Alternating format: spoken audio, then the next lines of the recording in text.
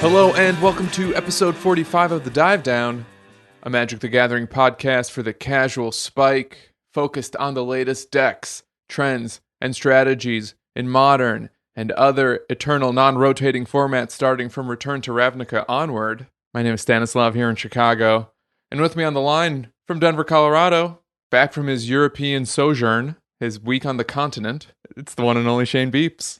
Man, Stan, I missed you guys. I missed this podcast. I was really jonesing for recording. Hearing you guys make 2 episodes without me, I was having some real FOMO. I'm glad to be back. Are you glad to be back because you miss us or because you miss being on the episode? I think I was actually just concerned that you would get used to doing this without me. Oh, no. And that I'd just be kind of relegated to the sidelines. You know, it looked from the Slack like you were missing the show until you had to write some notes. And then we got a real stream of consciousness of what was going on there. Also with us here in Chicago, the Godfather himself, Dave Harbarger. It's Monday night. Been quite a day, huh, fellas? This day will go down in the history books. Yeah, sure, absolutely. It'll go down in our history books. I don't know if that's debatable. When we do episode 450, 9 years from now, and we're talking about the next format, we'll see if we remember this night. Called shot. In 9 years, all 4 of us will be replaced by robots. I would like to think that I'm a cyborg. Last but not least, it's our warden cyborg, Zach Culhan. The future of the prison is technological based, and that's just how it's going to be. I can't wait to play Pioneer. On this week's show, we'll break down some results from the weekend's SCG Regionals, looking at some of the most popular decks across the country and some unique brews that popped up. Then we'll talk about the newest non-rotating format to get sanction support. Welcome to Pioneer Town. Finally, we wind down with a listener question. But first, some housekeeping. Big thank you and what's up to our newest patrons, Aaron C., Manny H., and Red, White, and Blue. Also thanks to Craig M. for going up a tier. Appreciate it very much. And a shout out to Spoony Bard and Run Wizard Run for the friendly reviews on Apple Podcasts. We really appreciate all the nice words, all the support from new patrons, existing patrons. We do it for you. So for everyone who's been looking forward to the tokens getting out there, they're finally printed, they're finally sorted, and they're finally packed, and they'll be going out shortly. So those are the tokens that you get for being part of our patron.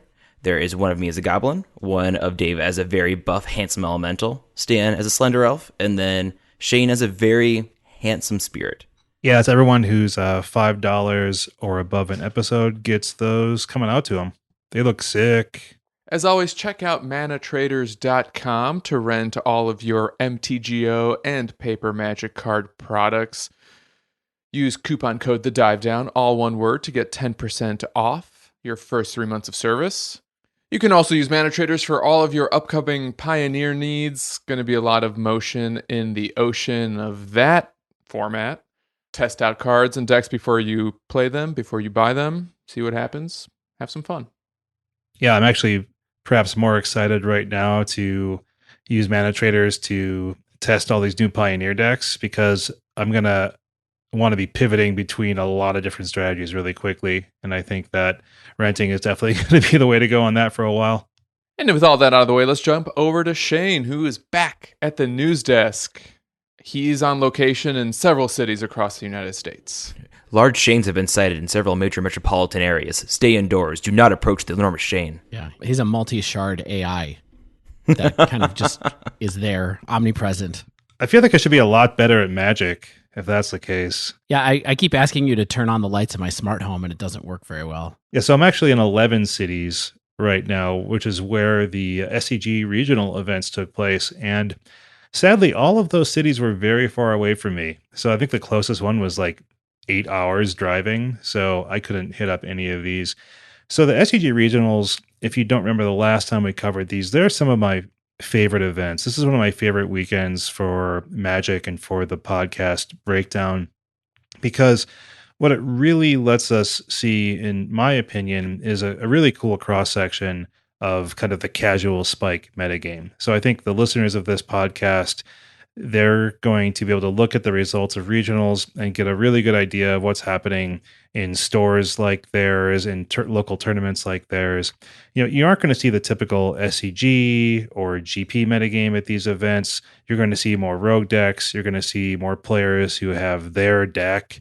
I kind of look at this as generally the people's meta rather than like the tournament meta. And I'm not saying these are the casual tournaments. It's not a bunch of scrubs playing these. These are some great players.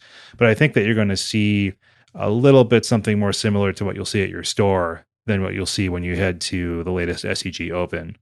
And I think one thing worth mentioning here is that the decks that won the events themselves, like the number one place, aren't really worth worrying about. In events like this, people often are splitting the top 8 and heading home because after they get the cash, winning the event doesn't really matter for anyone who isn't grinding for SCG points. So we got the top 8s from all these events, and so let's focus on those top 8s and kind of the meta numbers that we see out of all these events.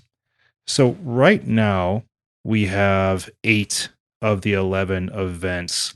So apologies if things we get later on this week make this less meaningful. We record on Mondays, and so we're thankful to have even 8 of them just the day after the weekend of these events. So we'll work with what we got. There's still 64 decks. The pretty clear deck of the weekend, I think, was Amulet Titan. It was pretty much head and shoulders above the other decks in the field. We had 11 out of 64 decks in the top 8s that we have are Amulet Titan, which is pretty substantial. The next deck below that was nearly half. I think it might be worth pointing out right now that a key card in Amulet Titan got banned in Standard today in Field of the Dead.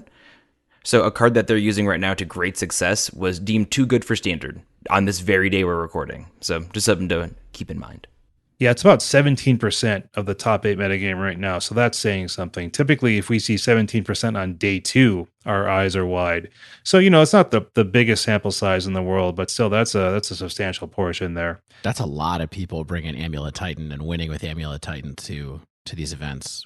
Yeah, exactly. I think we'll talk a little bit more about why that might be the case when we talk about kind of takeaways from this, but I'm going to keep jamming down the data here a little bit. So just behind Amulet Titan were the Eternal Evil Twins of Mono Green Tron and Jund with 6 and 5 decks respectively. So just under 10% representation in the top 8s for those two. And following that, we kind of have a much larger segment of the top 8 data we have. So we have 4 decks with 3 top 8s each in Titan Shift, Mono Red Prowess, making a little comeback. Hey. Jund Death Shadow, and Dredge. And then there's 7 decks with 2 top 8s each. So we had Infect, Humans, Grixis Death Shadow, Esper Control, Burn, Bant Snowblade, and Blue-White Control all showed up with 2.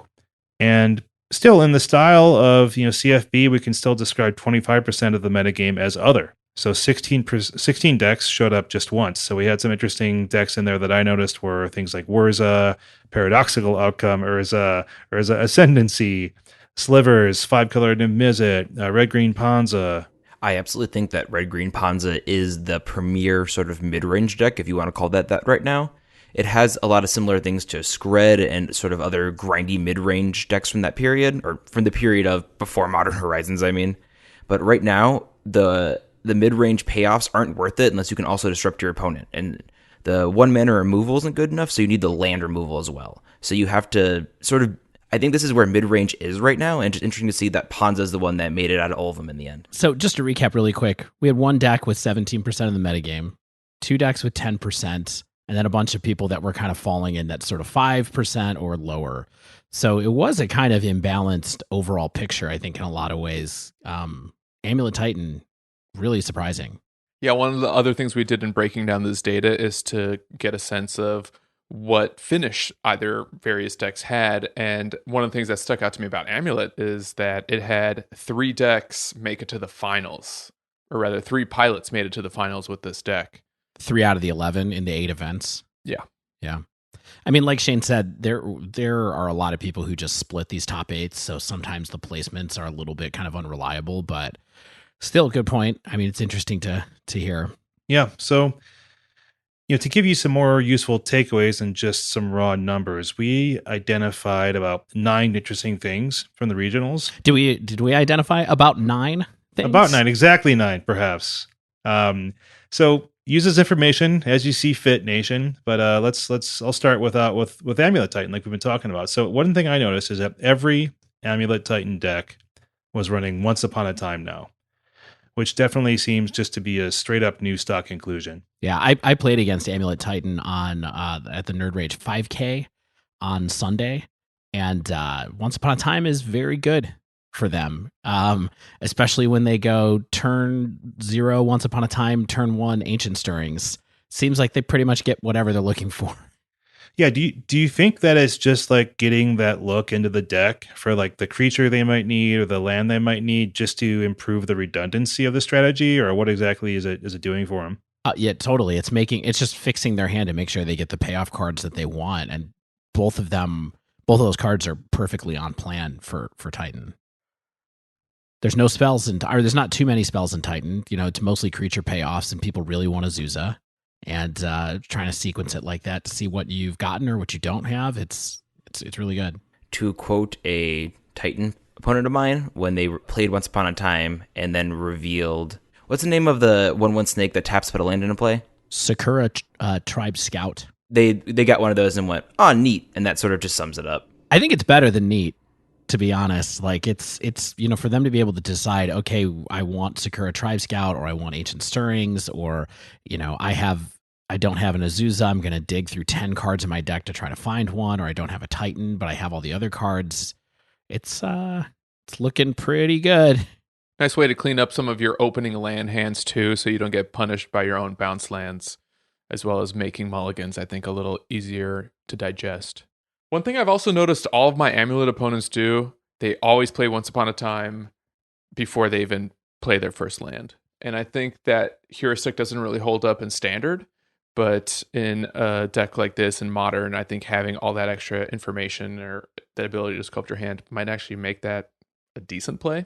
I'm not sure. I haven't cast the card myself yet. I'm not sure what you mean by that, Stan. Do you mean like before they take their first draw?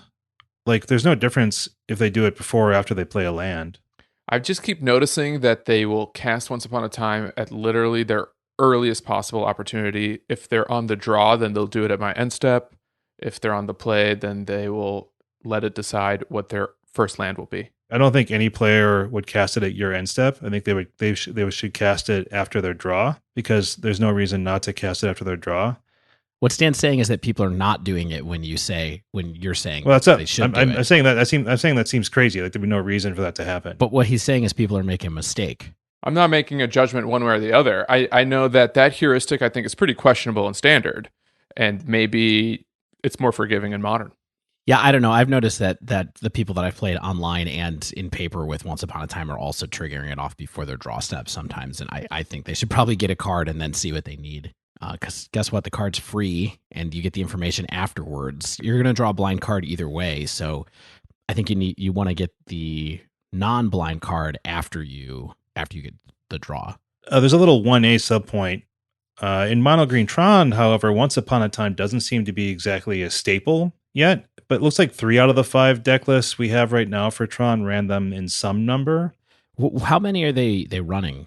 I saw 2, 3, and 4. So it's currently both inconsistent in usage and inconsistent in numbers. And that was one of our second tier decks. So you looked at 6 different lists, and that's or 5 different lists. So that's there were 6 it did show up 6 times, but we don't have the actual deck list from Chicago, so I only was able to see 5 deck lists. But that leads us to some more interesting things about Mono Green Tron. Right. So speaking of the evolving wild that is Tron, 2 to 3 Thragtusk are sort of just main now. And like we've been seeing that pop up for a few weeks, but Thragtusk is just an inclusion, and it was sideboardable, but it feels like one of those cards that was, for the most part, sideboarded in a lot of games. So if you're already bringing in a lot and the meta shifts, why not just have it main? We also see Karn the Great Creator, a card that is very near and dear to my heart, just belong in Tron for the most part. And I've definitely played against Tron decks where they can play Karn minus and play latest on the same turn. And that's just the ultimate bummer. Yeah.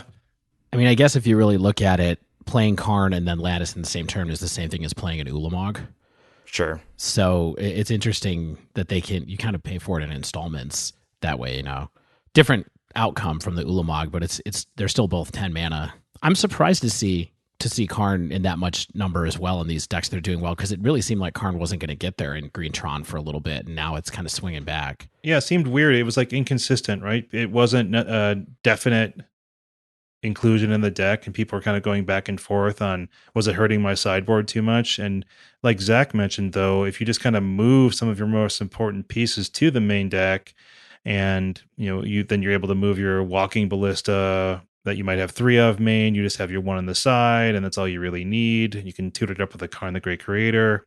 Maybe it's just a smarter configuration now. I do have one theory for why maybe Karn is showing up in these decks, and that's because I think Karn is pretty good against Urza. Yeah, they sure are. They sure are. So I think you're incentivized to find decks that Karn can go into main these days. Speaking of Urza, only 3 Urzas across all the top 8s of the 8 tournaments we're looking at. Shocked. Well, we do know that Zan Syed did win Raleigh with an Urza deck, but we don't have their actual top 8. We just know from Twitter. So then wouldn't it be 4? It would be 4, but we don't know the rest of the top 8. So yeah, so it's 3 plus 1. So it's 3 that were in the top 8s that we have, and then we don't have the deck list from Raleigh, but Zan Syed won. It's a hidden deck list. You have to put in a cheat code online to get it. Exactly. I mean, it's interesting because it seemed like every report that we saw about the weekend were people talking about playing Urza or playing against Urza, and it felt like, again, Stan and Zach and I went to an event the next day with a lot of players that I think also played in regionals, and there were a lot of people that we were talking to about playing Urza while we were there. I wonder if part of it is just that Urza kind of absorbs a lot of the conversation, because what happens in those decks tend to be stories, and I even have a story about an Urza matchup, outcome matchup going to time and taking an extra 30 minutes just because of how long that combo takes sometimes. So, wow, that's a great story. Thank you. Thank you for keeping it brief, unlike the Urza player. Hey, I mean, it's interesting week over week, because when we were talking about the tournaments from the week before, there were a ton of Urza decks doing well, if I remember that. That was the day 2 meta that was like 16-17% Urza, isn't that right? So pretty interesting. This kind of fits with my personal thoughts, at least, that a lot of players that are kind of going to tournaments like this aren't really running out to sleeve up Urza decks. There's the cost of the deck, there's the potential bannability of the deck, there's the fact that the playstyle might not fit with what they're trying to do. The tournament grinders, they want to play the best deck. And so they might borrow the cards, they might buy the cards, sell the cards when they're no longer using them. I don't think that's the case for a lot of the people who are going to the regionals. Yeah, so you feel like the types of players that show up to the regionals are different from the types of players that show up to opens, basically? I mean, subtly. I don't think it's like a dramatic difference, but I think that there's going to be a general difference, and enough to make an impact on the results. I think that's just because there's more players, right? If you combine all the regionals, it's going to be more players than are at a single open. It's probably about the size of 2 opens, I would say, from what it seems like to me. But isn't that exchange rate kind of malleable, though? Like one day it might be 3 opens to 1. Yeah, I mean, it changes a lot. I mean, the economy is pretty wild these days. Yeah, you got to get there early so you get the fresh ones off the back of the truck. Ain't that the truth? I'll tell you what, those jamon y queso bocadillas are a lot cheaper over in Spain than they are here. This takes me back to Barcelona. Are you being paid by Big Ham right now? Next. Okay, I think a next point we can look at is that interactive decks can still be popular and successful strategies for smaller competitive tournaments like this. I think that the tournament meta, there's been some rumblings that it's not really interactive right now. That certainly doesn't seem to be the case with the results that we saw. We saw 5 classic Jund decks in these top 64 decks. We saw 5 control decks of various flavors. We saw 5 Death Shadow variants, if you want to count those in the interactive camp. So, interactivity is always going to be at a tournament like this, in my opinion. And it kind of goes with the previous point, which is I think that players that are playing in these smaller tournaments and these local tournaments, they're going to be the people that you see bringing Jund to the store every week. They just like the deck, they're going to play it. I mean, I think that's great. I mean, we definitely have seen a lot of people still playing Jund and stuff like that at the opens as well recently. At least at Indy there was, and it just seems like Jund. I don't know if it's against all odds or like I like Jund. I would like to be good at Jund, but I've definitely seen a lot of results coming back with that deck still being good right now. So that's kind of cool to see. And Death Shadow is definitely like the talk of Twitter lately. There's tons of people trying stuff out with Death Shadow still, and I know that Death Shadow pilots, maybe I just follow a lot of them on Twitter, but there's definitely a lot of good thinking and content out there around it. So it's cool to see the deck's doing well right now. Are they trying to capitalize on the perceived lack of interactivity, especially kind of at the tournament meta? Because if you can stick a threat and pump it up with a Temur Battle Rage, then you're good to go. That might be part of it. I also suspect that Death Shadow is one of the best creatures you can cast after Thoughtseize, and if everyone's playing non-interactive combo decks, Thoughtseize is very appealing. Yeah, very good point. And there's lots of flavors of Death Shadow out there suddenly. I mean, I know that Grixis and Jund did the best, but Sultai is popping up and all kinds of stuff. Totally. I got crushed by Jund Death Shadow over the weekend, and it made top 8 of the tournament I went to. It seems like a really real up-and-coming deck. Up-and-coming back from the past deck? It's just Traverse Shadow, right? We don't call it that anymore? we don't say that name here. So it was originally Jund because it was before people were using Traverse, and then it changed to Traverse and then kind of kept going from there. Speaking of Blast from the Past, we also have 3 copies of Mono Red Prowess from the data we have, and that is slightly more than the 2 copies of Burn that showed up. So it's just interesting that these 2 decks, which are kind of similar, but in really actually pretty distinct, but Go Fast Red aggro decks, there's 2 that can exist right now, and they're putting up pretty good results. The differences between the spells that sort of cycle and pump and trigger prowess versus the bolts and the other damage spells, but I think these decks are cool. I've seen sort of people moving away from the Bedlam Reveler build. What are we seeing lately? Yeah, there was a lot of Bedlam Revelers in these decks. I think they all had a quartet, if I'm correct on that. But what do you prowess guys think about this? The fact that let's make a little comeback. That's a pretty tough question for me to approach because I feel like Mono Red Prowess is not as great as it used to be, but I took some really bad beats to it, and it's become one of those decks where it's like, part of the reason why I don't think it's as good is because my performance with this deck has declined over time, and usually my performance with decks improves as I get better and more familiar with them. There's 2 charts. Normally I do this, but now I'm doing this. Well, I think it's just a worse deck now. But I mean, just because it's a worse deck doesn't mean it's a bad deck. Yeah, and I think that distinction is really important to consider when you, I don't know, even if your deck changes to a ban like Faithless Looting and you have to reimagine it entirely. So the thing that's interesting to me is that, some of these lists, it looks like what's happened is the really popular version of this deck that was online for a little bit and doing well was the Kiln Fiend version. And it looks like we have decided that we are not going to play Kiln Fiend anymore. So we're not trying to do this super hyper aggressive, very fragile version. It looks like it's back to something that's more based on Bedlam Reveler, including that one deck that has Warlord's Fury and Crash Through, which is wild because it's so many cantrips. I haven't seen actually that many people running Warlord's Fury, and instead we're going to concentrate on running Blister Coil Weird to fill out our package instead. Yeah, maybe one of the reasons for my results with the deck post-ban is that I was trying to play Kiln Fiend, and something you discover very quickly is that Kiln Fiend never gets out of bolt range, and the prowess creatures do. Yeah. That, bolting them can sometimes be scary and dangerous, so. Yeah. There's an incredible sequence you can do with Kiln Fiend that involves like Reckless Charge to give it haste, and you give it like +6/+0 with Reckless Charge, and all this crazy stuff happens, but it just dies. So. It dies. I mean, as I've said many times, I loved playing that deck a lot. It's nice to see it getting results. I might take another spin with it. We'll see. Up next, additional reinforcement that Merchant of Vale seems like it's the truth in Dredge. An Insolent Neonite Dredge still took first in Missouri, and Dredge still has inherent power no matter what your turn 1 enabler may be, but don't skimp out on your graveyard hate and consider looking at Merchant of Vale as new technology. Yeah, I think it's one of those things that it may be slightly better in the end, but no matter what, both those cards are going to get your engine going.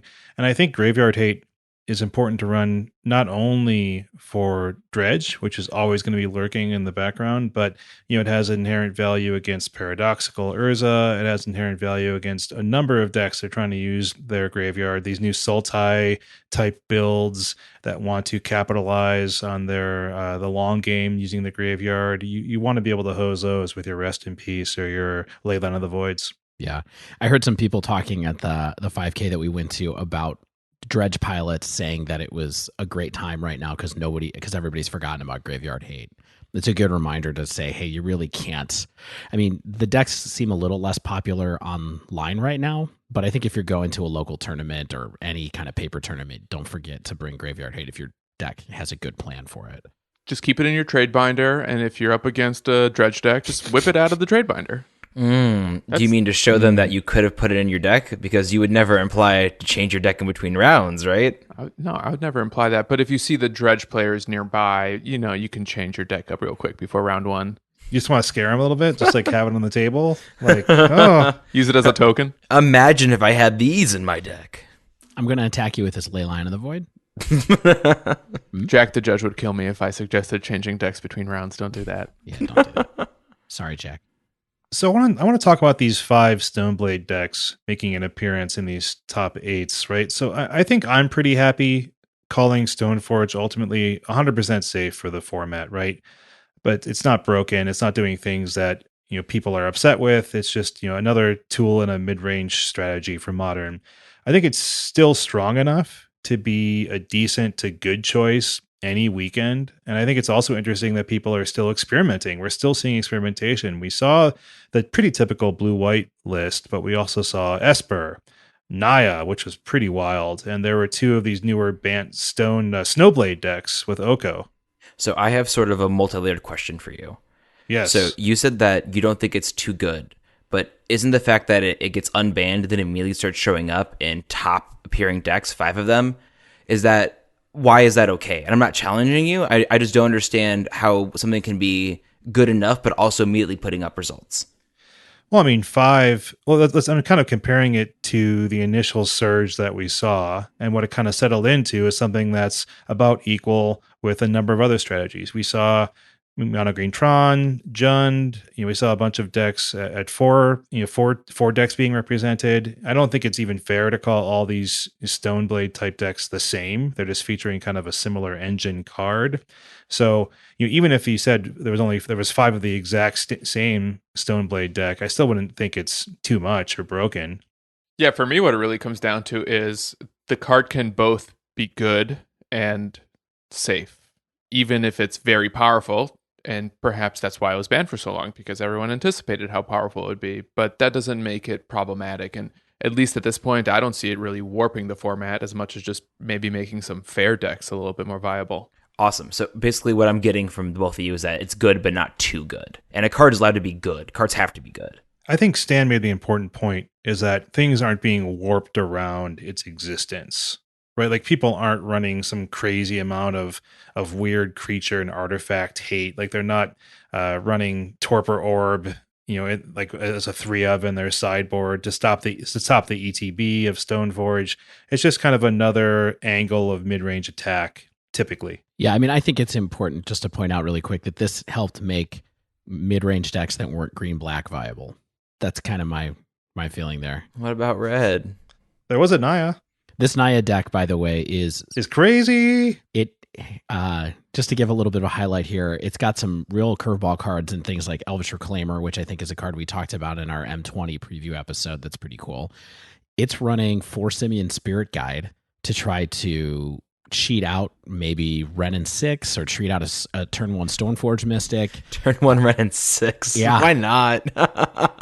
Crack a fetch plus get it back. I think I'm going to win this game. Your turn.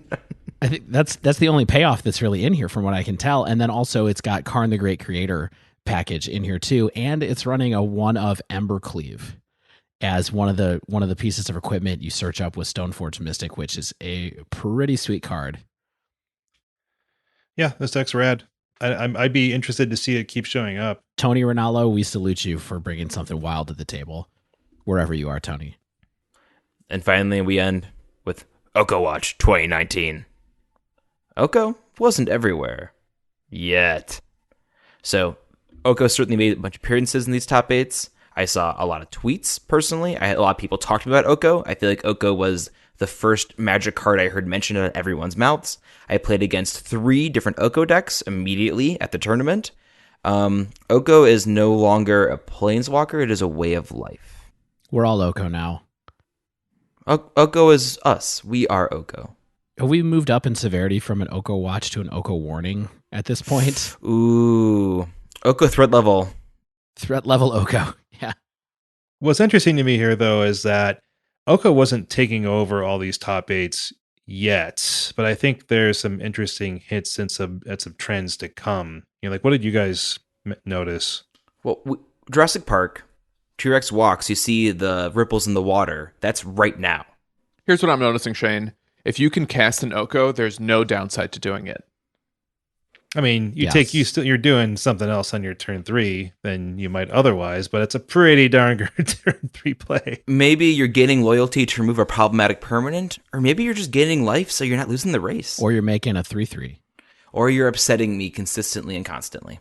I think that, Stan, the point you make is how I feel about this card too, which is basically like, it's a sideboard plan, it's a main deck plan, it's a control card, it's a mid-range card, it's an aggro card, it's every card.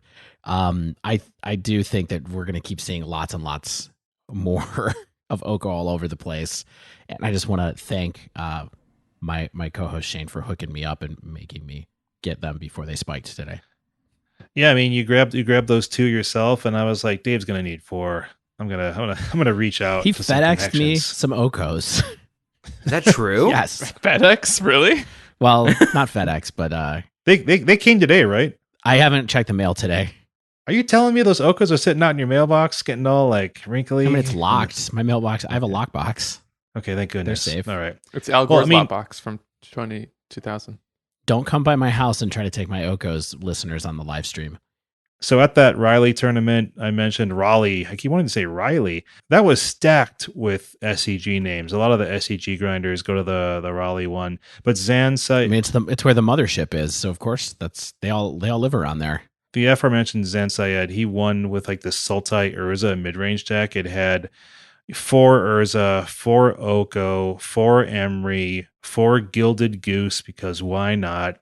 And I guess he and his team have been testing it recently and are very high on it. So keep your eyes peeled on that. I just think the current buzz about Oko is that it's just really, really powerful. People are throwing around the word busted because of course they are. But, unfortunately, the banning of Field of the Dead and the announcement of Pioneer, which we're going to get into, quickly made the card jump to over 60. So I'd love to give you a hashtag MTG Finance, but right now it's just like MTG Finance frowny face.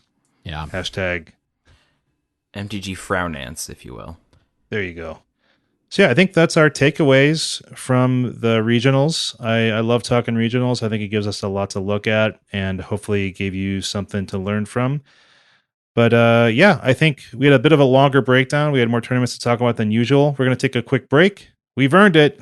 And when we return, we're going to try to contain our mutual excitement for Pioneer. Stay with us.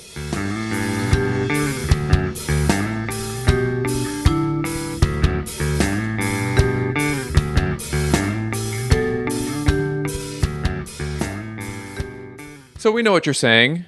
Isn't Dive Down a modern podcast? And yes, we know this isn't our usual format, but let's be honest, Pioneer, at least today and likely for the rest of this week, is going to be the talk of the town. And quite honestly, we on the podcast are very excited about it. So we're actually going to try to make the case for why the Pioneer announcement is relevant to modern players. So with that, we're headed west to new frontiers. Wizard of the Coast made an announcement on Monday, the day we record today, thankfully, officially announcing a new sanctioned competitive format, Pioneer. Pioneer is a new, non-rotating format with cards from Return to Ravnica forward. And Return to Ravnica came out in 2012, FYI. Weirdly coinciding with when I got back into playing paper Magic. Also weirdly coinciding with a large increase in the player base and a large increase in the print run, but we'll get to that later. Yeah, I heard a couple people say the same thing as you, Dave. They were like, that's when I got into the game. I'm glad they're doing that. Yeah. I've been playing Draft online since Zendikar, but Return to Ravnica, I went to a Grand Prix with a friend of mine who came up to visit me in Chicago, and that was kind of when I got fully back to Hook. And I wonder how many people have the same exact story or a version of that story. So in their article, Wizard of the Coast gives some details about why they want to start that format or their thought process behind it. And the first is that there's a pretty substantial gap between standard and modern. The oldest modern set came out, no joke, 16 years ago. I couldn't honestly believe that 8th edition came out in 2003. Yeah, it's a bit. Yeah, and like I feel like an old man now. I feel like I went from being like the hot young buck to just like, oh, 8th edition, oh, I remember. Yeah, I graduated from college right before 2003, so... No, this can't be right. Shane graduated in 2003. What frozen hellscape am I living in? I started thinking about pension plans in 2003. Oh, no. Hey, guys, you want to start an insurance podcast? Bonus! This must be our Halloween episode because this is a nightmare. And this 16-year gap since the last set to enter Modern makes it pretty difficult for new players to jump into this format, especially after their cards rotate out of Standard. So for those more recent players, Pioneer, I think, is designed to be an easier format to jump into that makes their growing collections more valuable and more playable over time. Since, let's be honest, a lot of the best Standard decks aren't turning into Modern decks that consistently. There's like a couple of ways that this can be easier, right? Like it's sort of like logistically easier because you simply don't have to have as many cards, and probably easier for players to comprehend because there's fewer cards in like the card pool. So that's kind of like sort of what I can imagine WotC indicating by that. But I think they also kind of didn't want to outright say financially, this is going to be a lot easier too, right? Yeah, I mean, it's hard for them to say that, right? And we know that the price is, we have a note in here that says, as of Sunday night, only 3 cards in the entire card pool were over $30. That has changed as of today. After immediately. Only a few cards, I think, really went haywire. Yeah, I mean, unfortunately, that happens with Magic because demand drives prices and formats drive demand. And so people are trying to figure out what's going to be good, and there's going to be imbalances there. But hopefully, it does give people a chance to sort of build cheaper, non-rotating decks than Modern. And Modern, for a long time, has had complaints around the price of entry because of fetch lands. Yeah, and other cards, of course. Yep. No fetch lands in Pioneer. Yeah, that's the biggest point is that even though this includes Khans of Tarkir, fetch lands are banned. So, Zach, I know you had some thoughts about kind of why RTR was a good point to start, specifically for the availability reasons. Yeah, so inspired by some personal anecdotes, like we mentioned, Dave got back into it during then, and I played Standard during that time, and a lot of people I played against had mentioned that it was their first time ever playing Magic. So, sort of remembering this, I remember meeting all these new people, I did a little bit of research. And so 2012 was the year that I mentioned that Return to Ravnica came out, and that was a super big year for Magic. Magic grew 30% in terms of revenue, so a third of the player base got added to it, right? Super big. And so also during this time, this is something that isn't confirmed. I don't have a source for this the way I do with the other one, which we will gladly provide in the notes. But the print run size changed as well. So Innistrad and sets before that were smaller print runs. We don't know exactly. There's way too many printed to do accurate counts, and Wizards doesn't release the data. But it's clear that starting from Return to Ravnica onwards, the print runs were much larger. So there's just more cards available. And going forward, there are going to be more and more cards available of sets that are printed in these new large print waves. So starting a non-rotating format with cards that are just literally more available and more printed than other sets just makes so much sense. There's literally more of them, so they're more accessible. For sure. Yeah, I mean, I started playing again in Khans, and I remember people even then were talking about how much Khans was being opened, which has to have source in the first place, right? So they were printing tons of Khans, and tons of Khans kept being opened. And that's not going to really impact much on the pricing now because the fetch lands aren't in the set. But it's just another additional, I think, piece of evidence, or at least anecdotal evidence, where there are a lot more cards out there. You're right, Zach. And it's the sort of thing where I've been to places where they have like Return to Ravnica or Gatecrash packs, and they're only like $6 a pop. Where an Innistrad pack is something like 14 or Mirrodin even higher. And like obviously there's power level issues, there's eternal playability cards issues, but just in general, the print run is so high that like you can get boxes of some of these sets for reasonable prices online still. And I think that, and who knows what it will change with that or how that goes on. But the point is that there are just so many of these cards that although they may spike in price, there's enough of them to keep the market stable for now, in my opinion. And I think another reason that WotC stated they chose RTR Onward is they thought it was a good kind of cutoff to have enough cross-block synergies to give the format its own character. And I think also encourage deck building. They did state that on Thursday there's going to be a stream that even has some more reasons for the RTR cutoff, but that's unfortunately after our recording, so we really can't address that at all. Interesting. What do you think they mean by cross-block synergies? So I think they're referring to things like Return to Ravnica and Guilds of Ravnica, and having multiple core sets with sometimes having overlapping synergies like white life gain, etc. I think they're also talking about things where, like, if there's a zombie deck in Standard, they might plant the seeds for it in one set, then have a really good cards for it in the next set, and then typically before it might rotate out in Standard talk, they might have some really big bombs for it. So it's a sort of thing where in Standard you have this 4-month period where you can play this super broken zombie deck, then it rotates out. Where here it's like, hey, remember all those zombie things we did back then? You can do that plus the stuff we did later. So you can have this super cool Standard zombie deck plus this other super cool zombie Standard deck, plus these cards that never would have gone in there because they didn't exist at the same time. Clearly, I'm excited. Yeah, I think it's just a fancy way of them saying the card pool's big enough to have some cool decks.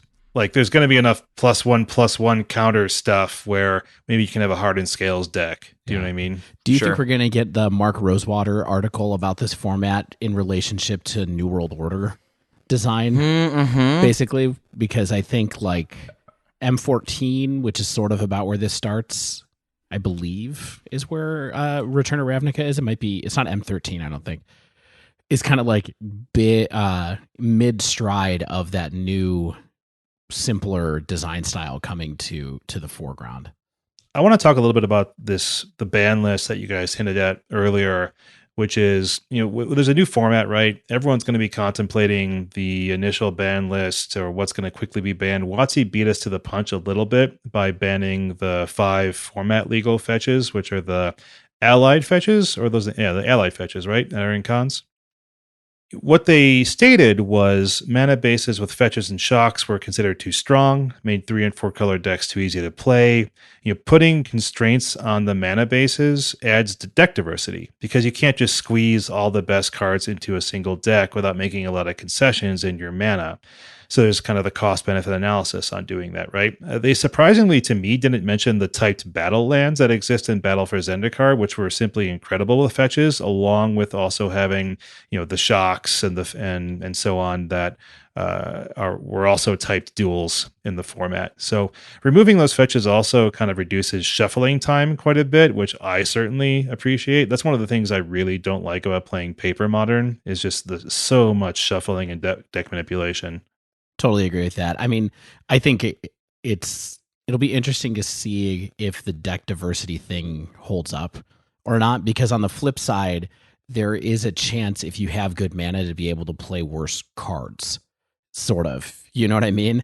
So I'll be curious to see if there are a bunch of decks that are different, because in order to play Liliana of the Last Hope, for example, she has to be in one deck. And then in order to play Stormbreath Dragon, it has to be in a different deck, and you can't put those together. Not that I'm sure either one of those cards is going to see a ton of play in Pioneer, but what are you saying to me right now about my favorite dragon, David?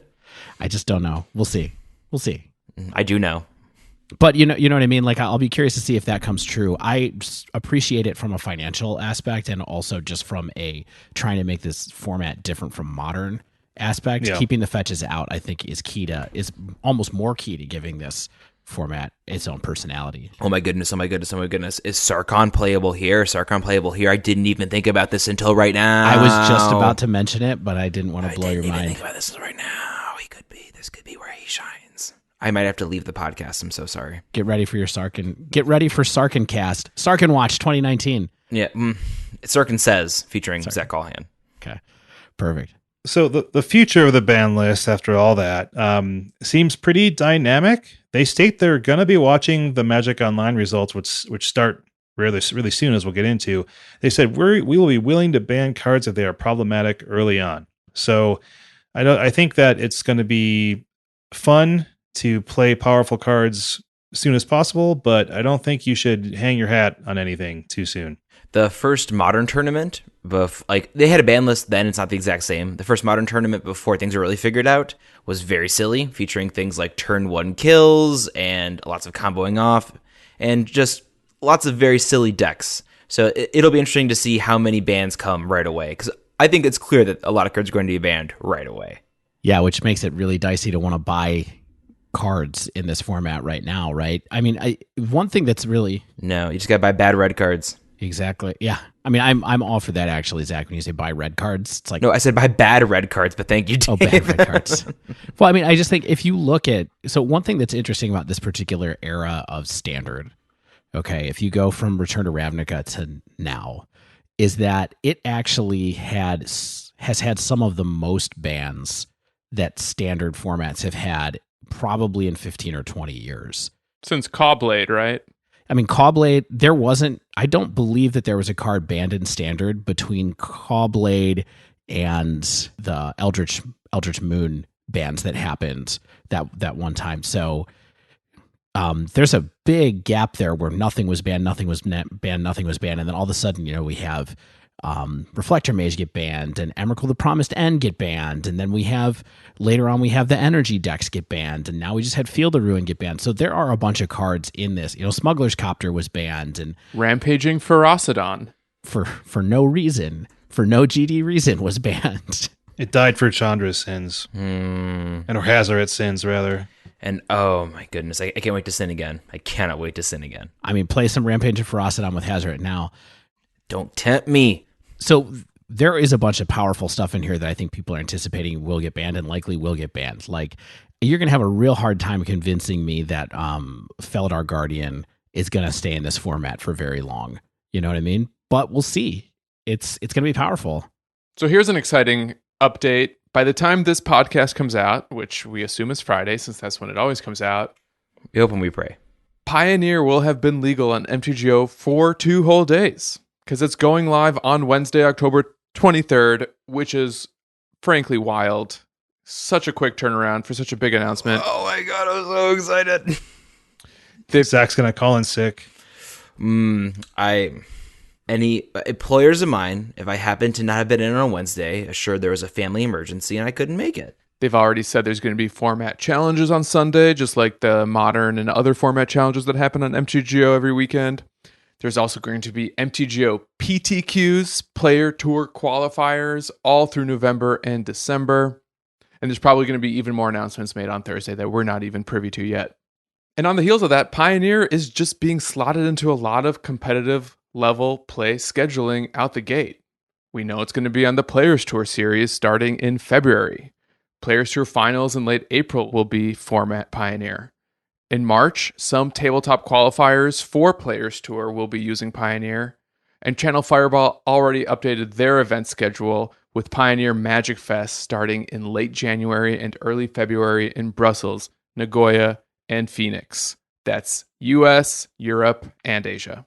I'm going to have a hard time not going to the Phoenix one. That's like not a far flight from me.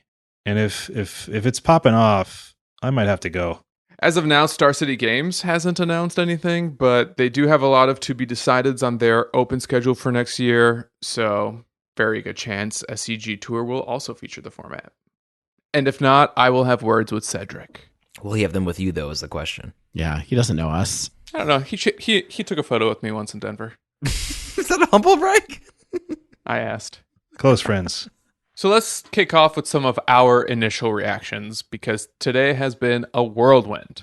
And we want to start off first with what this means for the Dive Down podcast. I'm quitting to start my own Pioneer podcast once again. Sarkin Says, featuring Zach Callahan. I believe we are only available via the ESPN app currently, but we're working on that. Not The Athletic. You had to go to ESPN, huh? They didn't go for it when we pitched it, so. I think we should probably start with the most important and definitive update for our listeners is that we're not going to pivot into Pioneer out the gate. No, of course not. I mean, we're here to fill a certain type of content for people who play Modern. And while this also is an eternal format and we'll be keeping an eye on it, it's not like we're changing or going to do anything like that. I mean, I think we are all kind of thinking and saying the same things when we were talking about it all day. I think we want to talk about what non-rotating formats players are interested in, what we're interested in, what we're enjoying playing. We want the podcast to be fun for us, fun for our listeners, interesting for everybody involved. And I think what that means to me, at least, is that if Pioneer is fun to play, if people enjoy discussing it, then I'm personally going to want to play it and discuss it with you all and with the listeners. So I don't think we can really predict what that means in terms of like the cadence of content, what topics we're going to cover and when.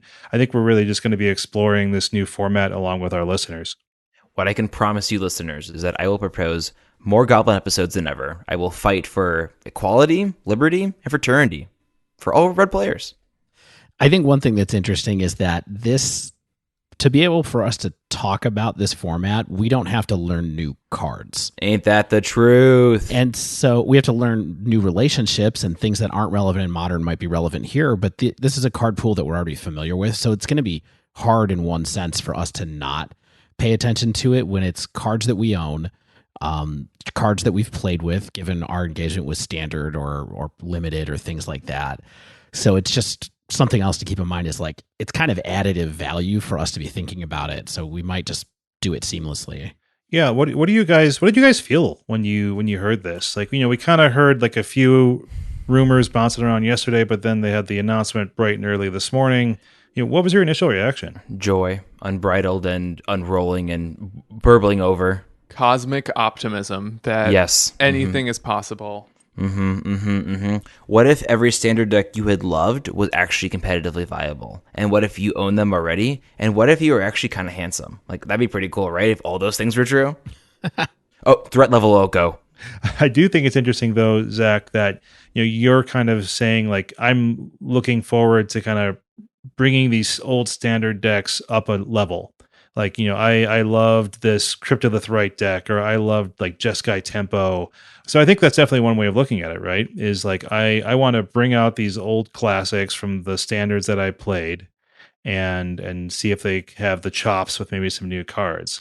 And I think there's also a way of looking at it, and we'll probably talk about this later, is, what modern strategies can I retune with the card pool of Pioneer? So I think that's two reasons, I think, to be excited, right? Is, can I power something up, and can I depower something that we know is already good? Shane, are you excited? You didn't say. I'm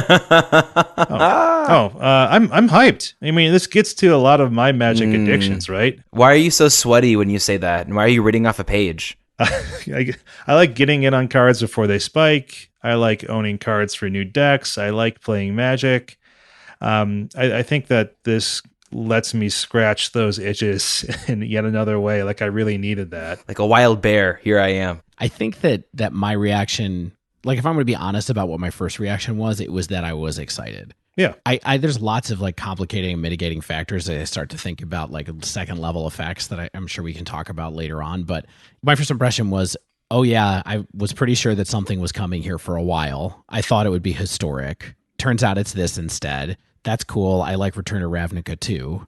And so great. And scene. It's settled then. But what other than that? Now that we've had our initial reactions, I mean, our Slack was hot today. I'm still hot. My heart rate has not settled. My calories today are off the charts. Water intake, you couldn't believe it. I mean, yeah, the chat was going buck. The patrons and the nation were really going at it. They were, pasting deck lists. They were talking about cards that were going up. They were talking about what they were buying. I had Todd Anderson's stream on in the background today. He was doing some testing in the free play area with his Twitch subs. They were having fun. Jeff Hoogland was in on his stream saying that he was super excited for the format. Ross Merriam tweeted about starting his own podcast today that would be out tomorrow, all about Pioneer. People are excited. Yeah, it really drowned all the conversation that happened in Standard with today's banned and restricted announcement. And even on Reddit, the announcement of Pioneer has about 600 more comments than the BNR announcement post. How the upvotes doing on that? They're high. The high, Captain. So, I mean, I'm kind of curious if a number of people were just kind of waiting for like a decent excuse to stop thinking about, at least maybe not stop playing, but stop thinking about for a little while about like this drag race format of Modern, and maybe step into something a little bit less insane. I think we'll talk more about that later, but that's kind of, you know, part of my initial reaction too, is I think people seem like they were very ready to talk about something new. Well, there's so much stuff that's not here, and like that's a whole separate discussion, a whole other thing, but my prison deck does not exist. Like literally everything about it does not exist in this format. I'm sorry, the goblins do. The goblins there, and I'm so excited. But the fast mana, the bridges, the moons, as Dave once quoted, Zach, all your favorite cards come from 8th edition, and they do. And 8th edition is not part of this. And you're still excited. Yeah, because of goblins. I also would posit that one thing that's interesting is that there might be no prison deck here. Like there's I feel like there's a certain style of cards that exists in the Modern pool just in general that just does not exist in this pool at this time. And so I'll be curious to see how the character of the format's sculpted by that. Dave, I totally agree. And I think that's intentional on their part. And I think that at a certain point, they clearly set out with design standards and said, all right, people generally don't like this or don't have this in mind, so we're going to avoid it in standard. Or we're going to avoid creating standard that does that.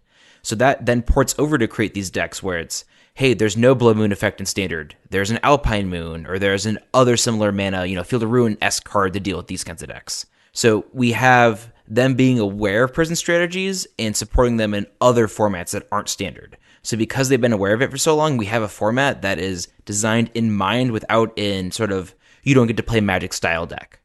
So we talked a little bit about what we might not be able to play, but I think we have all this excitement. What are we excited to play? I think, Stan, like, what are you thinking, man? Like, what are you hyped to get into? There's a lot of strategies I'm super pumped about, and there's some cards in particular I have my eye on, to the point that I'm going to be predisposed to trying those decks if they start to make a splash in Pioneer.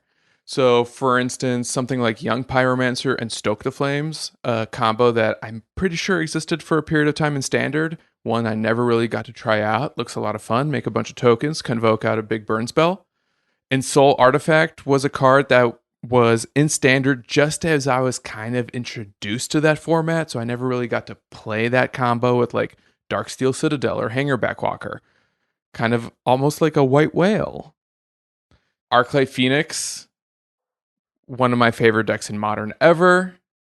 Potentially very viable here again. Oh yeah. Sure, you don't have Manamorphose, you don't have Faithless Looting, but you do have Is a Charm, you do have Chart a Course.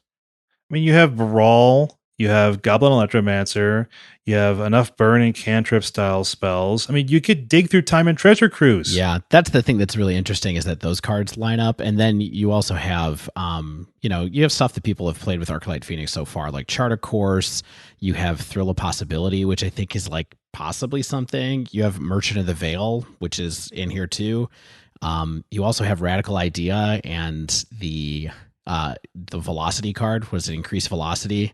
The two Jumpstart cards that could be good. Maximize Velocity, that could be a thing in here. So you have the Radical Idea. Yeah, Radical Idea. I've literally been talking about in past episodes how I've been playing Is It Phoenix in Arena and enjoying it. So it's literally just like, hey, if that deck is kind of viable, what if a bunch of years before it, this is going to be good. I'm so excited. We'll see if what has to happen for the format to settle down. They're going to have to ban a lot of stuff, and we'll see what they do, but I'm looking forward to it. I mean, its best friend Thing in the Ice is also legal, so. Yep. And so is Bedlam Reveler if you wanted to try to play with Mono Red Phoenix. Oh my goodness, I'm so excited. Mm-hmm. And Smuggler's Copter, last card on my short list. I bought 4 of those today. Yeah, another card I never got to play in Standard. I actually bought those after they rotated out of Standard because I thought it was so interesting, and I guess they were banned, right? They were never truly rotated. So I got those cheap. I thought it would be a fun card to play with, and now I might finally have that chance. I bought 8 Smuggler's Copters when they were banned because I was like, this card's going to be good again someday. So wait, is this format is you being rewarded for all your wild late night speculations? Pretty much. I mean, I still have a playset of Stoke the Flames Yep. from when it was in standard. Oh yeah. I'm sorry, alongside Goblin Rabble Master. Yeah, I kept my Rabble Masters from standard too. Move to combat before declare attackers. Tap to convoke. Instant burn you. Soak the Flames really is one of my favorite cards that I ever played in standard. I'm extremely optimistic that it could be good in this format. Yeah, Stan, I'm also, hyped about the Arclight Phoenix, Thing in the Ice type builds. We'll see if those have legs. I bought into and had enough of the pieces of like a kind of a Golgari Hardened Scales deck. So you have your Winding Constrictors, you have your Hydras, you have some Steel Overseers, some Walking Ballistas, some Hangerback Walkers. You got powerful green Planeswalkers. There's definitely a stew there for a Hardened Scales deck. That list sounds awesome. I haven't seen that yet. Oh yeah, it's going to be dope. Speaking of powerful green planeswalkers, one of my few speculation buys today was a full playset of Deathrite Shaman. There's also, I have some interest in kind of various mid-range strategies. I initially was kind of thinking that mid-range wouldn't have enough of the tools that it has in the Eternal, in like modern Eternal format. But then I was like, well, it kind of has almost all the good removal that like the black-green mid-range decks has. It's got Assassin's Trophy and Abrupt Decay. It has Fatal Push. It has Thought Seize. There's a number of powerful green and black creatures. The Planeswalkers are dope. Like, you don't need to have Liliana of the Veil. You don't need to have Tarmogoyf to have a really good mid-range deck. And there's also Tireless Tracker. There's like Simic mid-range with Oko. There's plenty of options. Something I feel like we've sort of danced around or not exactly acknowledged is I feel like what we're talking about right now is we had a whole episode about cards that were almost modern playable, right? And cards that we feel like were so close. And now it just sort of feels like we're going back and going, wait, all these, like, they're good now, right? We can play all these cards now. And like, maybe, like, I got so excited about Sarkhan that I've already, made my own podcast and put a lot of money towards it. So you better listen. But Right. We'll see if it even goes anywhere. I think one thing that's interesting is that I believe that the list that we put out on that, cards that aren't quite good enough for modern yet, I think all of those cards are in fact Pioneer legal. Yeah, I know. Mostly because we're mostly familiar as players with cards from this era. But Yeah, I would say definitely Return to Ravnica's when I started getting very serious about Magic. And I'm sure that's the same for a lot of people, which is why it's a good time to have the set cut off. Zach, I know you can barely contain your enthusiasm. So what are you hyped on building? So I was a very serious standard player during the area of Amonkhet. I enjoyed that block. I enjoyed the lore. I love everything about it. So the Ramunap red deck that existed with the Ramunap Ruins, Hazoret, Chandra, Earthshaker Kenra, Bomat Courier, and that deck's really good, and I love playing that deck. And what if I could also put Goblin Rabble Master into it? And maybe some shocks or some other spells, or figure out what, some lava coils, whatever that deck needs. I feel like that deck is very good, and I can easily put my heart and soul into it and play goblins once again.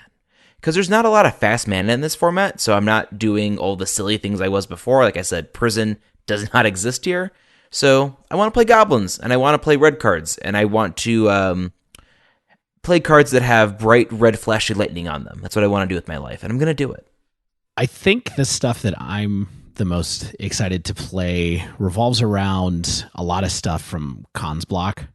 I guess I would say it was probably the most fun I've had in a standard format. It's such a great standard. It was like a perfect standard, honestly.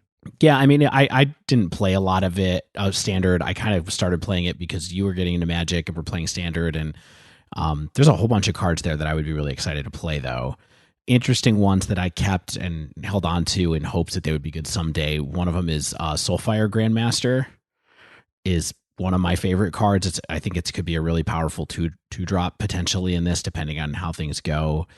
I definitely want to play Treasure Cruise and Dig Through Time. Those cards are incredible, quite frankly, and we'll talk about those a little bit more maybe later. But Treasure Cruise, especially if there's a red-blue spells deck, during that modern, when Treasure Cruise was legal, there was a there was a Delver deck. That was the last time that Delver was sort of dominating. And if there is a Delver style deck, some kind of resilient cheap threat, not resilient, powerful cheap threat in this format, Treasure Cruise could be really amazing again. But there's no Delver.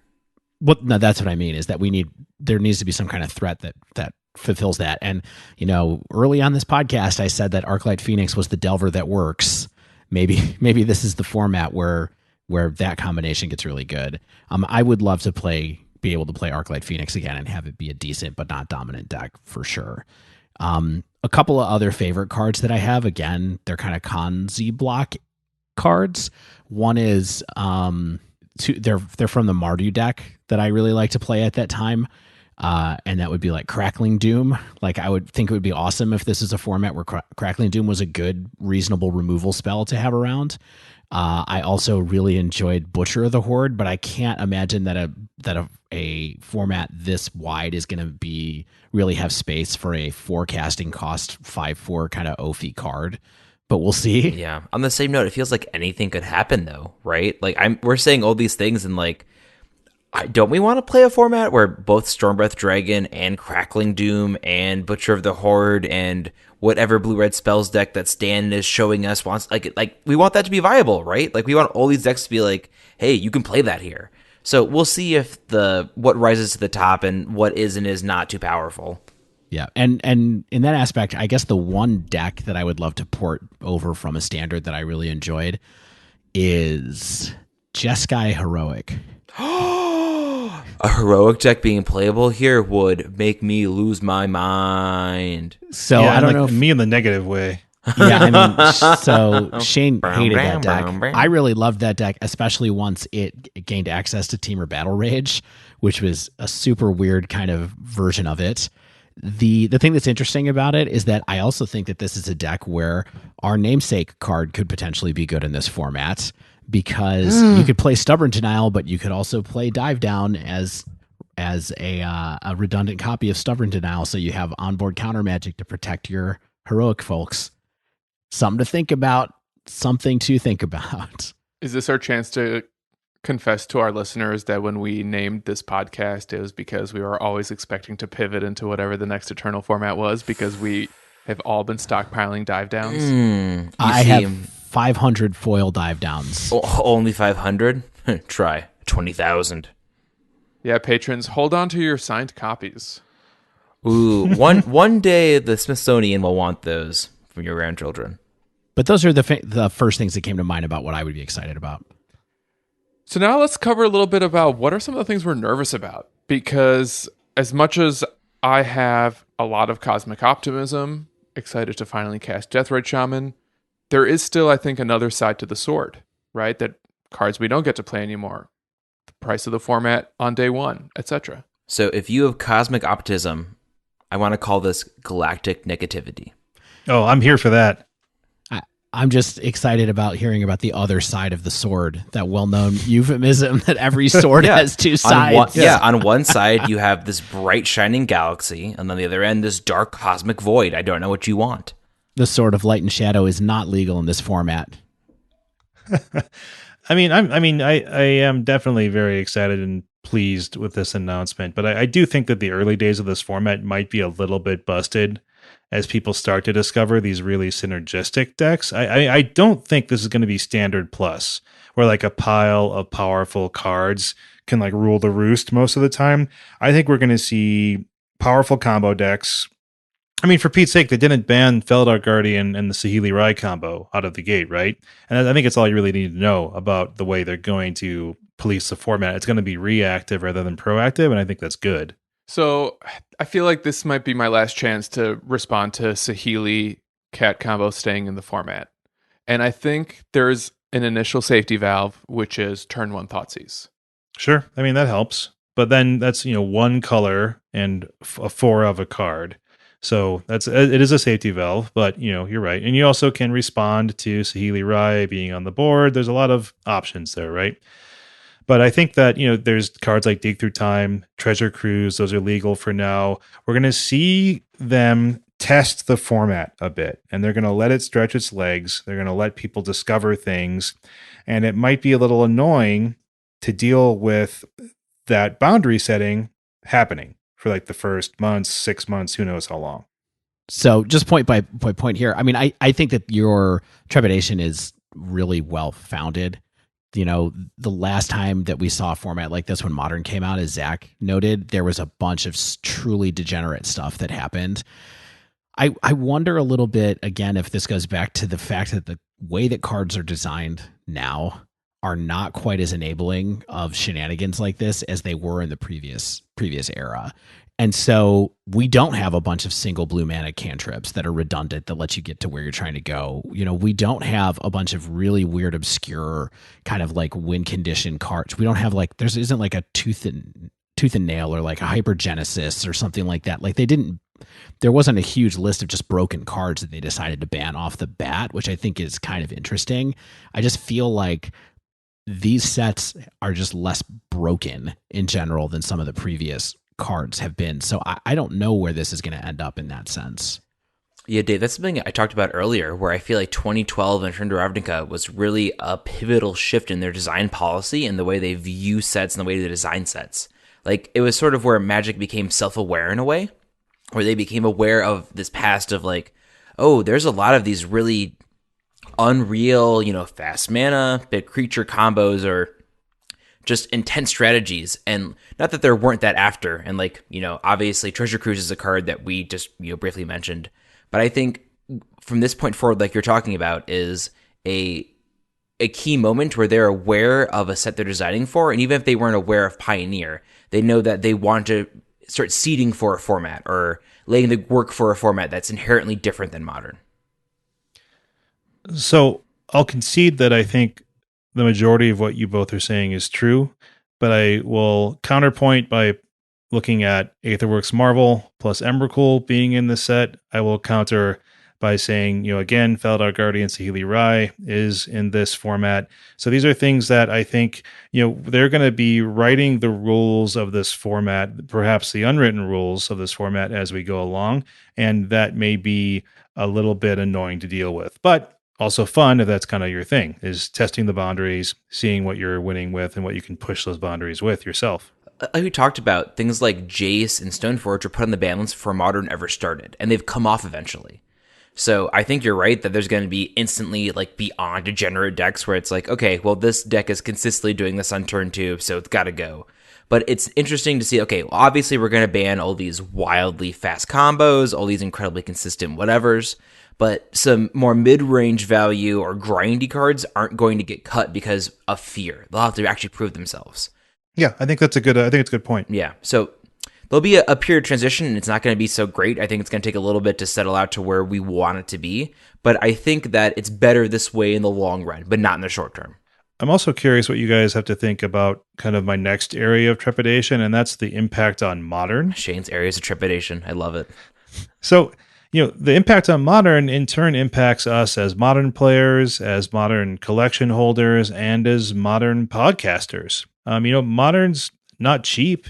It's been frustrating for people to keep up with it financially and mentally. The power level can make it feel like it's sometimes that drag race format instead of like that intricate back and forth strategy game. So I can see people saying, okay, I don't want to deal with the cost. I don't want to deal with the mental upkeep.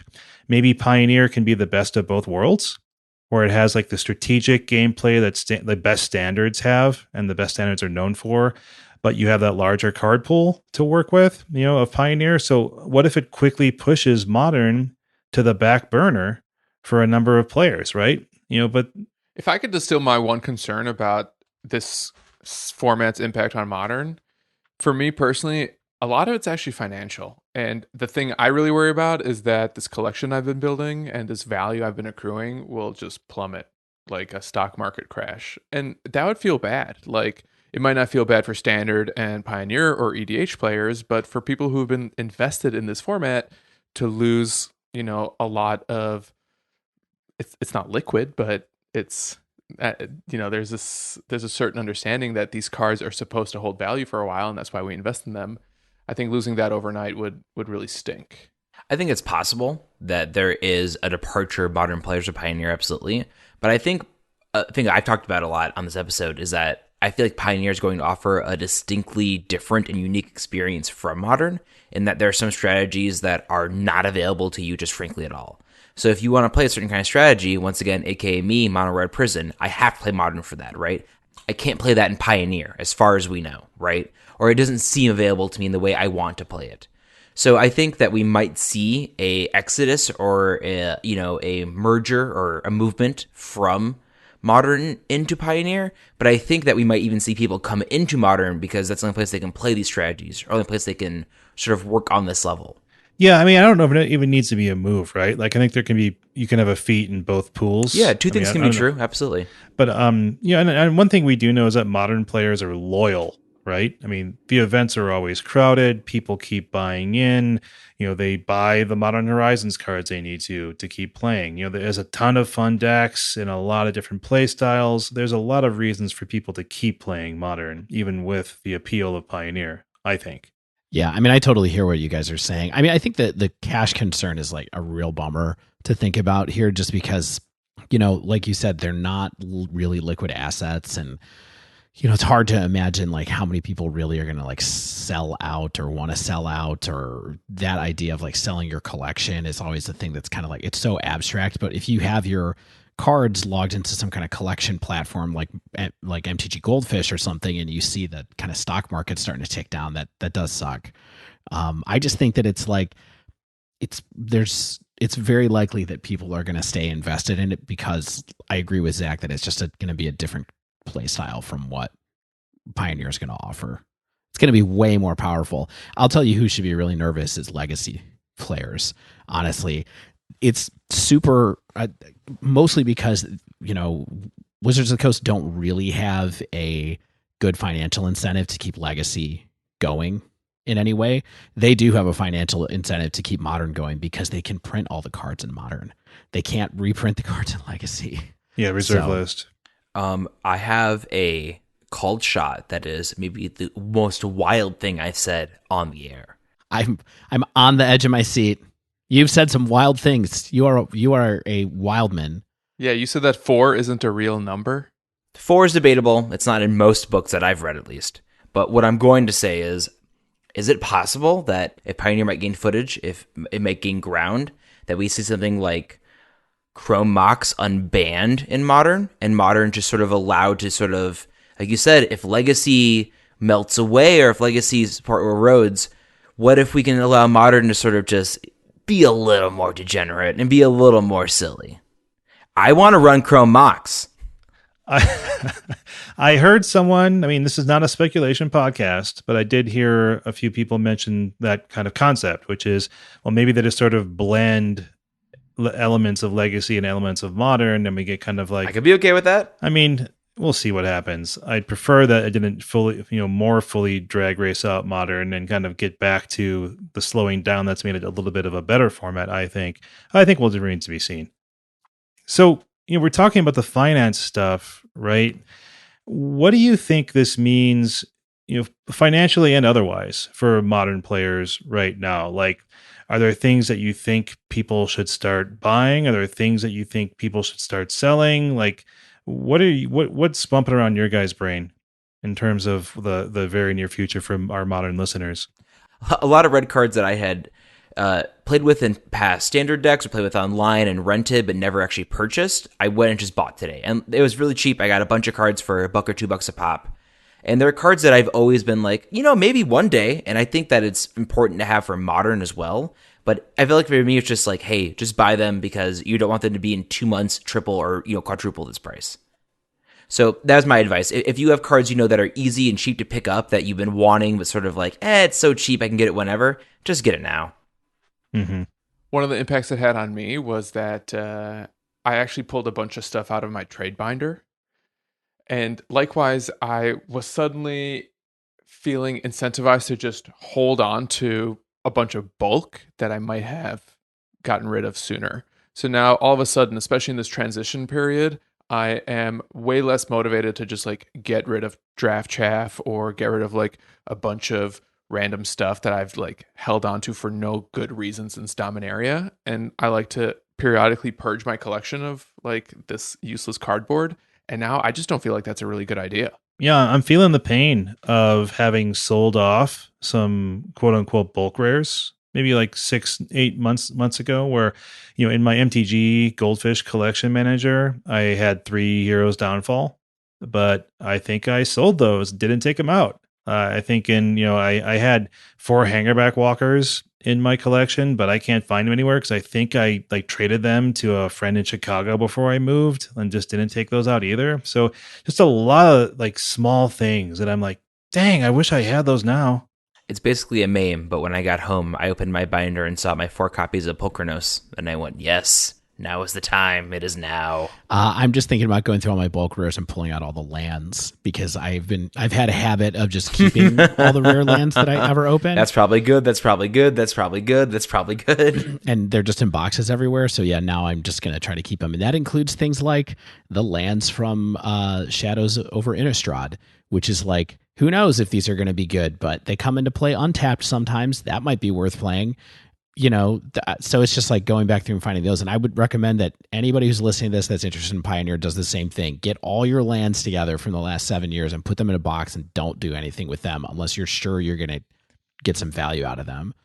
Yeah, and right now I think is a good time to get the cheap real estate that you think you might need. Like a lot of the recent check lands, I think specifically, are pretty darn cheap, like in the $1.50, $2.50 range.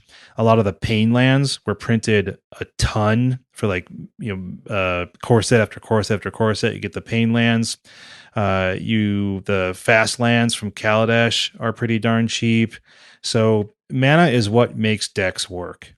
And if you don't have the lands, you're not going to be able to play the decks very well. So invest in real estate if you think you're going to play this format at all. I think that's probably a better idea than buying into specific cards. You think they're going to be powerful, like creatures, planeswalkers, etc. Wrong. Buy Hazoret. Buy Hazoret. Well, Hazoret won't get banned, so. Buy Hazoret. So Painlands don't see a ton of play in Modern, and in case you just happen to be unfamiliar with what that cycle is, those are cards like Yavimaya Coast and Shivan Reef, which tap for an enemy color, but they deal 1 damage for you, or you can tap them for colorless. Excuse me, Brushland is a Modern staple. I won't hear it spoken about any other way. I mean, it's interesting to note that I think the allied ones are not legal in Pioneer. Yeah, it's only the enemy. It's like a red, white, black, green. So do we see Allied Painlands reprint incoming next core set? I don't think they want to make the mana perfect. Like this, the better you make the mana, then the easier it is for people to just jam 3 and 4 color piles. Yeah, but these don't exactly incentivize splashing. No, I mean they're not great. No, these cards. So I think there's actually a good shot they might get reprinted at some point. Likewise, even if the mana is better, it's still, I think, a better outcome than people fetching for good mana and spending a lot of time shuffling constantly. Anything that increases randomness is pretty good in my opinion.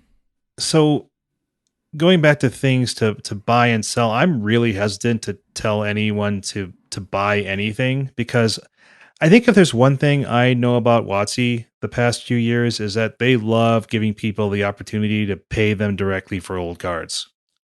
I would not be surprised at all to see some type of Masters type products in the very near future to support this format.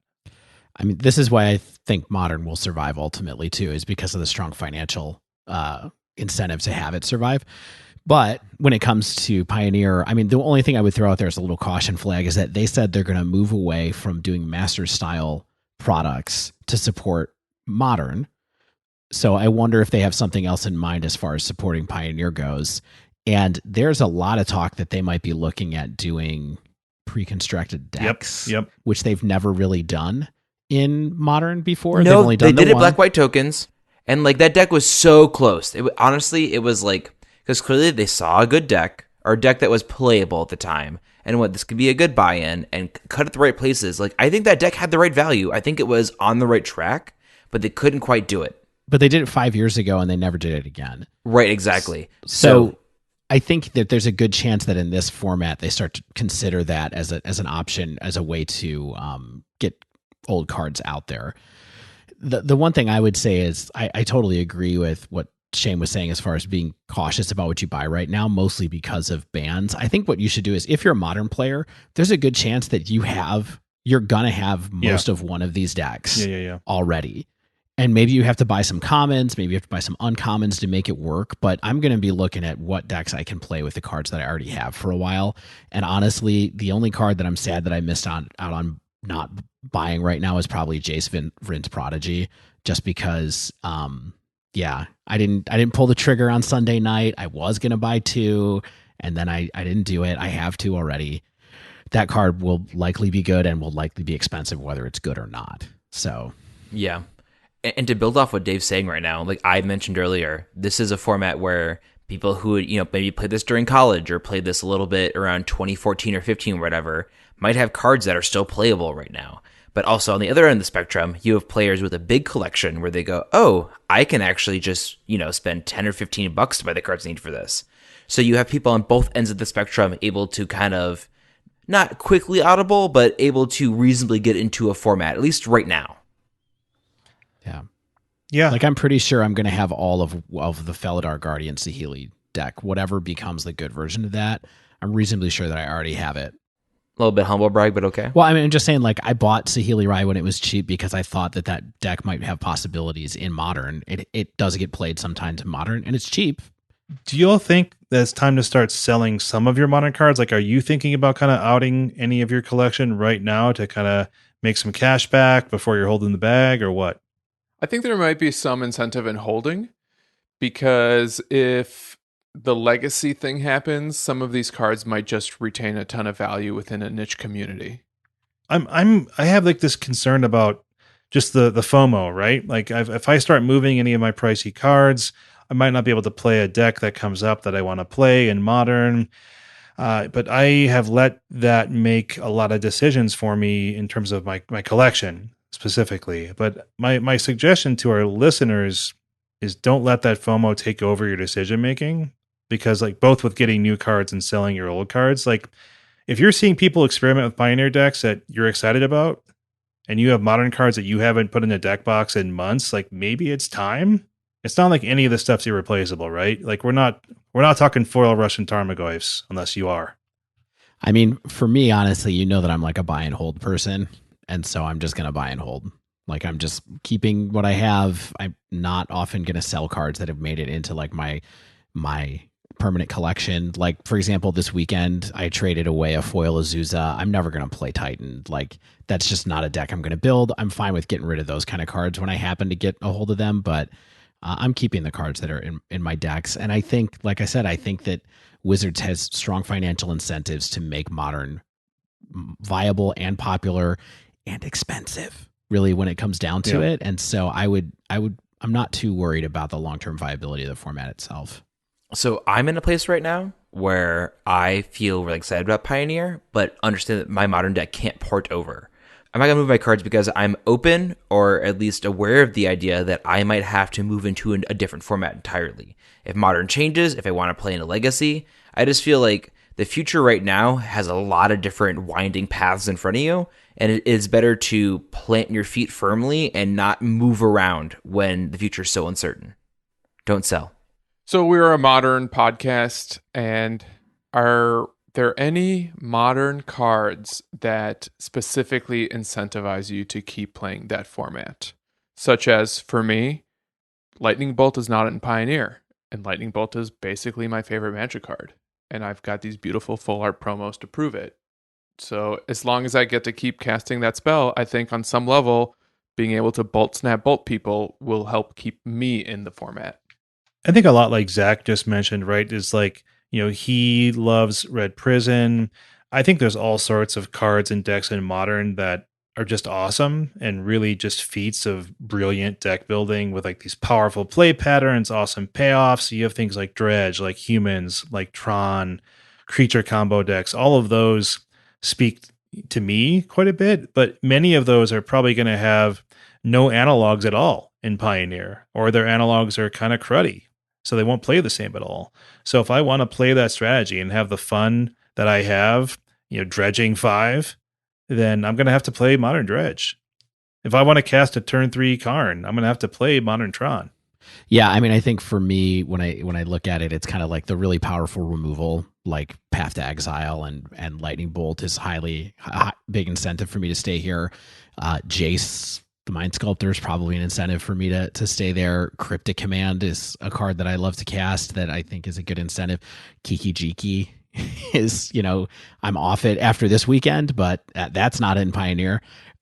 So there's a lot of cards that I love that'll keep it going, I think, for sure. Yeah, those are all things that I'm glad that we have different perspectives on the format, right? Because I'm hearing you say that and I'm like, I appreciate so much that Dave loves these cards and other people love these cards, right? And like, it's people aren't going to be able, it reminds me that people aren't going to be able to have the same fun they have in Modern in Pioneer. It's going to be a different kind of fun, and that's awesome. Yeah. And so my question really ties into that, is that I would love to hear. So I have two questions. One is, what do you think in the dark, if we can do this in a sentence, that would be the defining characteristic that's different about the play patterns in Pioneer from Modern? Not fast, just reasonable. Okay. New format staples. You got any thought on what those new format staples are? I'm already thinking about like, what's the new Tarmogoyf, right? Like Questing Beast is a $60 card today. 60? Yes, Questing Beast is a $60 card today. And I don't think that's just because of standard. I'm sorry. 60 is 6 followed by a 0. Is that correct? Yeah. That's 3 20s? 6 10s? Oh my god! I don't think that's just because standard. I think people see that as a finisher in mid range decks. Do you know what I mean? And so I think that we're going to see the new cards that make the format what it is, and I think it's going to be fun to discover what those are. So I'm going to not answer your question very well, but I think that we're here to discover them. I mean, what you're saying, new format staples to be discovered. Yeah, like it. I think the threshold for card evaluation changes in Pioneer versus Modern, where in Modern we try to look at a threshold of like 1, 2, 3 spell, creature, planeswalker, and I think we can start to shift that over. And we're going to see games go a little longer, be a little slower, because people can profitably cast 4 or 5 mana creatures and maybe 4 or 5 mana walkers and Oko. My sentence here is attacking and blocking are good. Yeah, I mean, it's going to be, I think that, maybe my prediction is wrong, that it will be a mid-rangey format, just value creatures, value walkers, and that the combos won't take over. Or maybe after the combos get banned out, we will have that intricate, strategic, mid-rangey type game that a lot of players do enjoy, with kind of hyper aggro and combo existing alongside it without being overpowered. So I'm curious to see what the future brings. So there you have it. Pioneer. It's on the horizon. It's going west. We're excited to try it. We're excited to hear what our listeners think. Maybe we'll do more Pioneer content in the future. Maybe we won't. For now, we're going to take a quick break. And when we return, we've got a wind down listener question. Stay with us.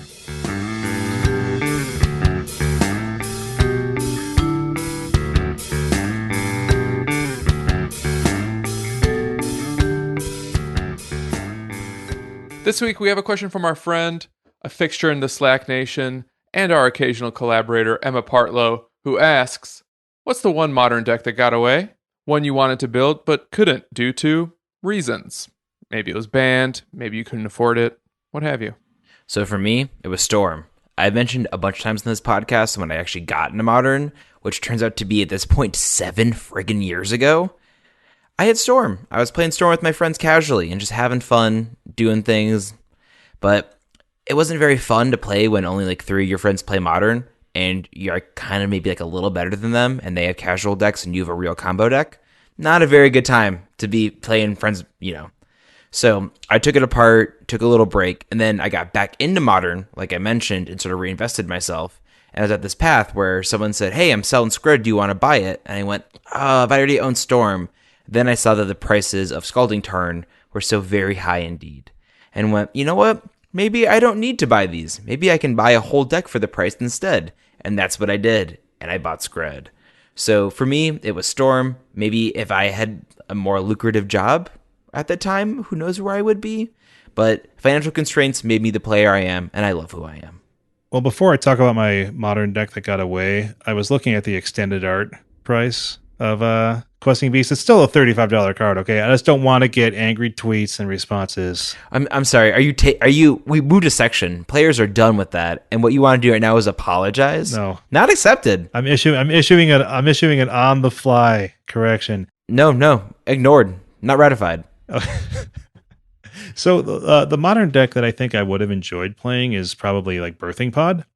That got banned out really early in my Magic playing career, but like these creature value combo decks sound like a real blast to me. Got to run Siege Rhino. Dave, Zach, did either of you guys ever experience much Birthing Pod or get to play it at all?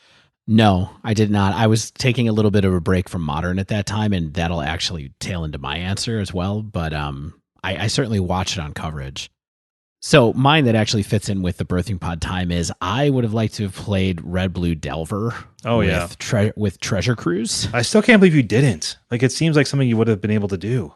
Well, I definitely could have done. I had all the cards at that point in time. I just didn't have any. I didn't know anybody who was playing Modern. I was just sort of converting my draft cards and random boxes that I had opened into Modern decks, and I had bought a play set of Scalding Tarns. But I was just kind of establishing myself. I even actually had all the cards on Moto at that time.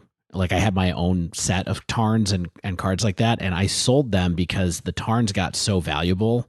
Like, I think there were 70 tickets or 75 tickets for Scalding Tarns, and I had paid like 15 for them, that I just sold all the cards that I had and used them to draft for about 2.5 years. So I that's why I miss playing that deck. And so I kind of wish that I had a chance to feel how powerful it actually was with Treasure Cruise. Maybe I'll get a shot in Pioneer. We'll see. It's funny. My answer isn't Delver, even though I too cast red and blue spells sometimes at the same time. Mm-hmm. I wish I got to play Splinter Twin. I think that would have been a very Stan deck once upon a time, and yet, for sure, I never got to pull it off. It's the most Stan deck. I try to make it work to this day by playing Kiki Jiki and Pestermite and Brineborn Cutthroat. Probably not as good. How'd that go for you? Dave, I had a lot of fun. Dave, batting a 500 in MTG is not nearly as good as batting a 500 in baseball. I mean, you didn't go over like I did, but anyway. I do want to add a caveat here. I used to be the red-black Skelemental guy, and I feel like the banning of Faithless Looting made that deck just not competitive outright. And really, it's Unearth that I think gets quite a bit weaker. So even though I have tried to make that deck work in some regard, it doesn't feel like the power level I want to be at with the time I spend, and I'll really miss it. I feel like it never really learned to run. It was always just kind of jogging. It was starting to get tuned, and then it blew a hammy, and it's done. We'll never run again. Skelemental's ACL went out.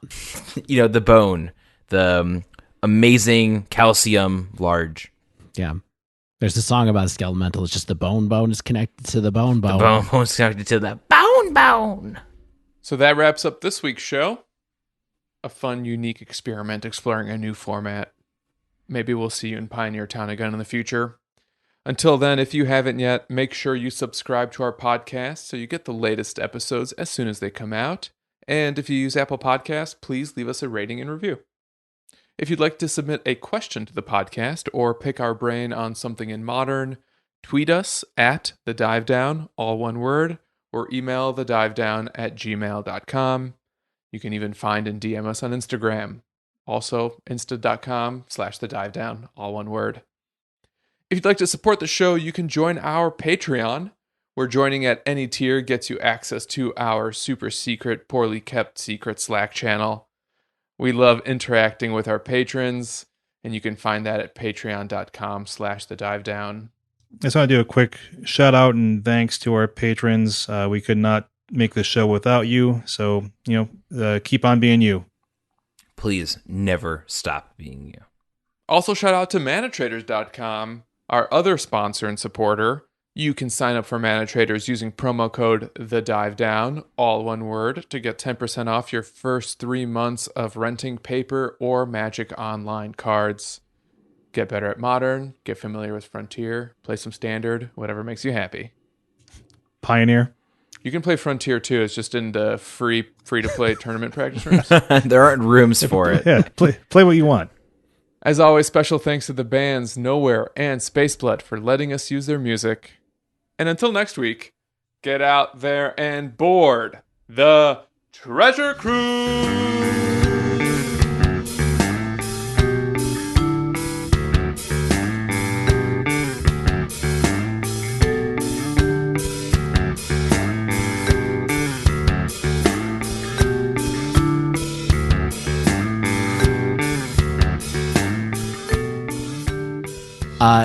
By the way, go and check out bigham.com.